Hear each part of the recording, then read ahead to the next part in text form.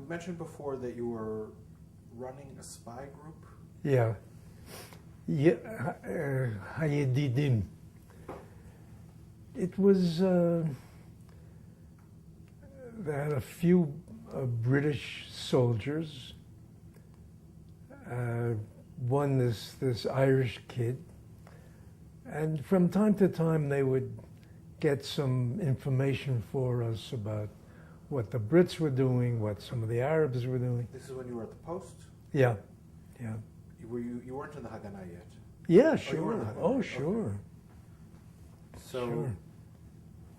why don't we take a step back? Tell me when you joined the Haganah and how... Haganah was early 47. And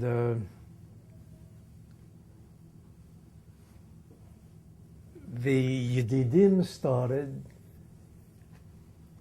see, part of it was that they traveled all over the country. I mean, they knew what was going on in various places. There was a guy, a reporter for the UP, Elyav Simon. He was a strange guy. His brother had been the correspondent, and his brother went swimming in Tel Aviv, in the beach, and he drowned.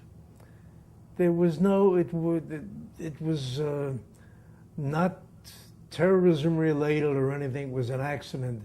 It happened. His name was John.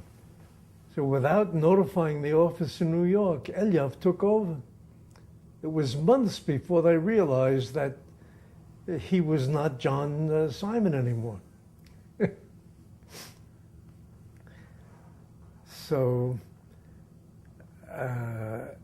John used to take members of the Haganah or of Eitzel or even of Lehi. They had to go someplace, he would take them in his car. He had press clearance. It made it easier for him.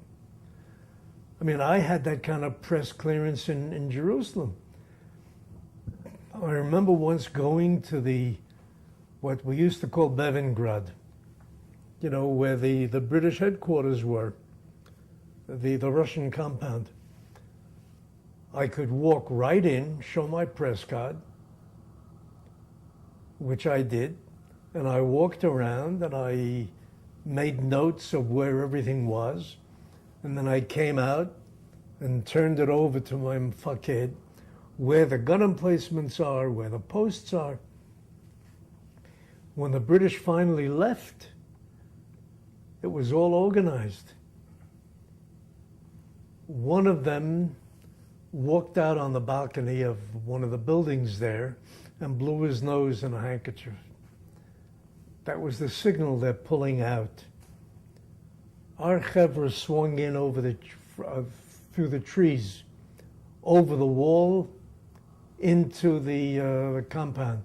By the time the Arabs got there, we had taken it over completely. So, well, then, I said I went for training in what was then Ramat Rachel. And this Milt Schulman said, a real soldier, said to me, if you don't have to run, you walk. If you don't have to walk, you stand. If you don't have to stand, you sit. If you don't have to sit, you lie down, which we did, waiting for the training to begin. The other guys are running around all excited. By the time we started, they were exhausted and we were fresh as daisies. I learned from the right guy. Well, at one point, my mfaked said to me, you go to Latrun. I forgot who was the mfaked there, and tell so-and-so he needs you. That was a transfer. But before that, I had a week chufsha. So I went down to Tel Aviv, where Carmi was then posted. he was a debriefer with the Air Force. But the Air Force didn't have any planes then, so he had nothing to do. He sees me, he says, I'm taking you for a black market meat lunch. I said, Ma pitom. He says, don't you ever look in the mirror? He said, you're yellow. You've got jaundice. Your eyes are yellow. Your skin is yellow. Don't you itch? I said, now that you mention it, I'm itching, but I didn't before. So we had a meal. I went to the K'tzin Ha'ir. He said, oh yeah, you better go to Telitvinsky. I said, how do I get there? Tramp,